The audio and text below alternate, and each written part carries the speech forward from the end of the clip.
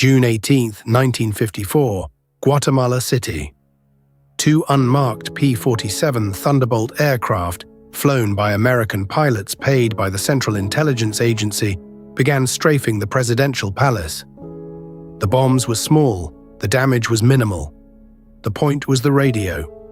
For 9 days, a CIA station in Honduras had told Guatemalans that a 5,000-strong army of liberation was marching on the capital. The army was 150 men, but the broadcast was working. To understand why the Central Intelligence Agency in 1954 decided that 150 men and a radio station were enough to remove an elected government, you have to start with a piece of paper signed 2 years earlier. On June 17, 1952, the Guatemalan Congress passed Decree 900, the Agrarian Reform Law. It was, on the surface, a moderate document. It applied only to uncultivated land on estates larger than 672 acres. It required compensation for every acre seized, paid in 25-year government bonds. The largest single landowner in Guatemala was an American corporation called the United Fruit Company. It controlled about 550,000 acres of Guatemalan soil. Less than 15% was under cultivation.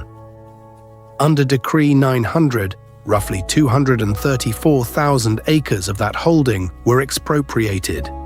The Guatemalan government offered compensation based on the value the company itself had declared for tax purposes in 1952. That figure was just under $1.25 million. The United Fruit Company informed the United States State Department that the land was, in fact, worth approximately $16 million. The man who signed Decree 900 into law was the elected president of Guatemala.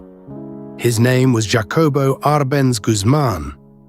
He was a former colonel in the Guatemalan army, 39 years old, and he had been inaugurated in March 1951 with 65% of the vote. He was not a communist. There were 4 communist deputies in the Guatemalan Congress of 56. The Guatemalan Communist Party held no cabinet posts. The Arbenz government's economic advisor was a Polish-born coffee planter. Its land reform was modeled, in part, on Japanese reforms imposed by General Douglas MacArthur. None of that mattered. The Secretary of State of the United States was John Foster Dulles. The Director of Central Intelligence was his brother, Allen Dulles. Before entering government, both men had been senior partners at a New York law firm. That firm had, for decades, represented the United Fruit Company. Operation PBSUCCESS was approved by President Eisenhower on August 12, 1953. It was the second attempt. The first, called PB Fortune, had been authorized under President Truman in August 1952 and shut down before it could begin. The new administration revived it, expanded it, and renamed it. The budget, initially set at $2.7 million, would eventually grow to somewhere between $4 and $5 million. The plan, designed primarily by a CIA officer named Tracy Barnes and approved by Allen Dulles, had 4 components. The first was a paramilitary force. A small army of Guatemalan exiles would be recruited, trained at CIA bases in Honduras and Nicaragua, and equipped with surplus American weapons. Its commander was a 39-year-old former Guatemalan army officer named Carlos Castillo Armas. He had been imprisoned for an earlier coup attempt and had escaped to Honduras through a tunnel he himself had dug. The total size of that force on the day it crossed the border was approximately 150 men. The second component was air support. The CIA quietly purchased a small fleet of surplus American aircraft, P-47 Thunderbolts, C-47 transports, a handful of fighters, and based them at airfields in Honduras and Nicaragua. The pilots were almost all American citizens, hired through contract arrangements that allowed Washington to deny their existence. The third was diplomatic isolation. At the 10th Inter-American Conference, held in Caracas in March 1954, John Foster Dulles personally lobbied the Organization of American States to pass a resolution declaring communist control of any American republic to be a threat to the hemisphere. The resolution passed 17-1, with Guatemala voting against.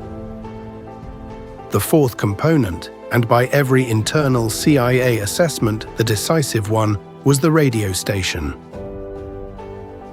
It was called La Voz de la Liberación, the Voice of Liberation.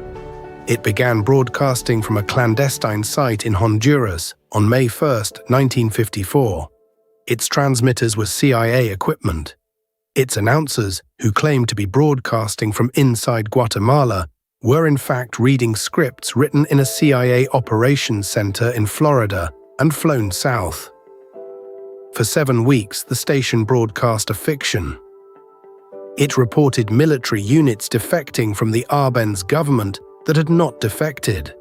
It described battles between liberation forces and government troops that had not occurred. It announced the locations of rebel columns advancing on the capital. There were no rebel columns. There were 150 men sitting on the Honduran side of the border, waiting. On June 18, 1954, the radio announced that the invasion had begun. That same morning, Jacobo Árbenz and his men crossed the border into Guatemala. They advanced approximately 6 miles. They engaged government forces twice. They were defeated both times. The military operation had failed. The radio operation had not. For 9 days, La Voz de la Liberación continued to report a rebel advance that was not happening. It described phantom columns approaching Guatemala City from 3 directions.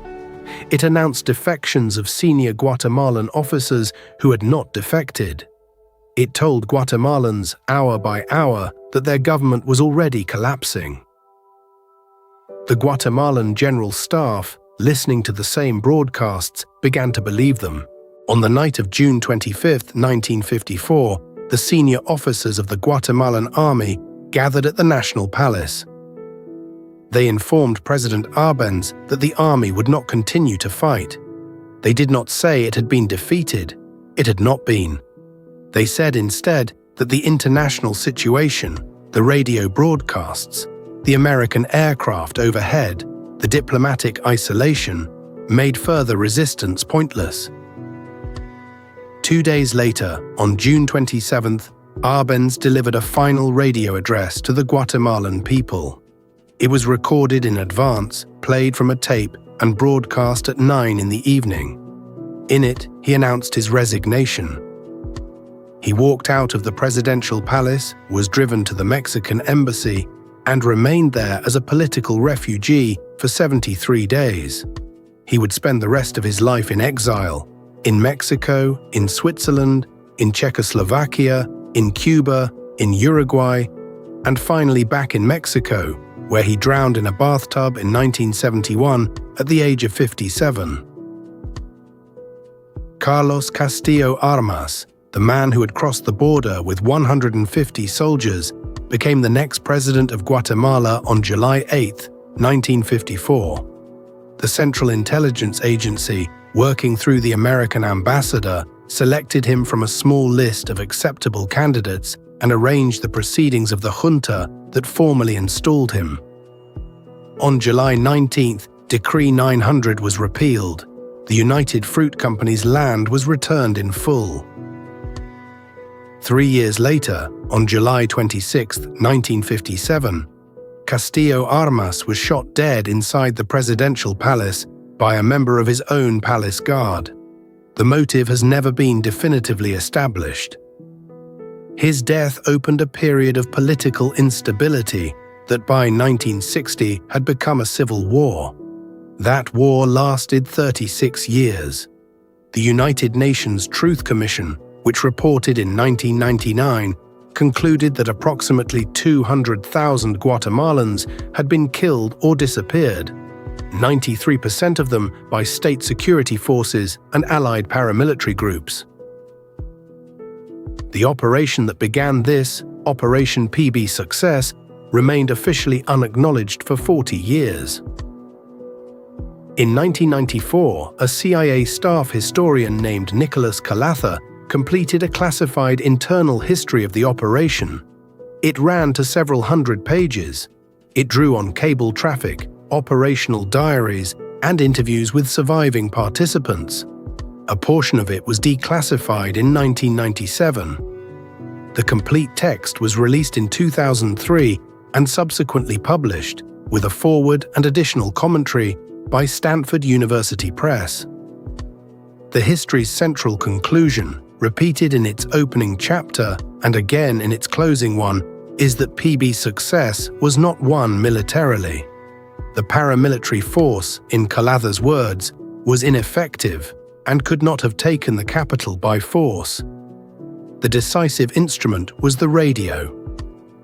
The history describes PBSUCCESS as the most successful psychological warfare operation in the agency's history. It also notes on its final pages that the same operational template, a small exile army, a clandestine radio station, an air component flown by deniable American pilots, was applied 7 years later to the planning of an operation called Zapata. That operation is better known by the name of the beach where it failed: the Bay of Pigs. On March 10, 1999, in a speech delivered at the Guatemalan National Palace of Culture, President Bill Clinton acknowledged on behalf of the United States that support for military forces and intelligence units that engaged in violent and widespread repression was wrong. He did not use the words PBSUCCESS, United Fruit, or Arbenz. This is the secret record.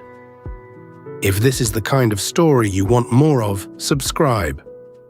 And for one declassified document a day, follow Edru's Record Sec 26979 on X.